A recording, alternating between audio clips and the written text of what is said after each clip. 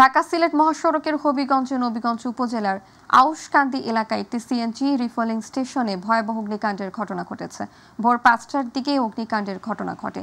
এতে স্টেশনে থাকা ৯টি সিএনজি, অটোরিকশা ও একটি যাত্রীবাহী বাস পুড়ে ছাই হয়ে যায়। এই ঘটনায় একজন আহত হয়েছে। ফায়ার সার্ভিস নবীগঞ্জ ও হবিগঞ্জ থেকে ফায়ার সার্ভিসের ৩টি ইউনিট ঘটনাস্থলে গিয়ে প্রায় ২ ঘন্টা প্রচেষ্টায় সকাল ৯টার দিকে আগুন নিয়ন্ত্রণে আনে। ফায়ার সার্ভিসের টিম লিডার হাবিবুর রহমান জানান, হবিগঞ্জ থেকে সিলেটগামী একটি যাত্রীবাহী বাসে গ্যাস ভরার সময় হঠাৎ বিস্ফোরণ ঘটে। সেখান থেকে আগুন দ্রুত ছড়িয়ে পড়ে। মুহূর্তের মধ্যে পাশে থাকা একের পর এক সিএনজি, অটোরিকশায় আগুন ধরে যায়। অগ্নিদগ্ধ হয়ে আহত হন স্টেশনের এক কর্মচারী।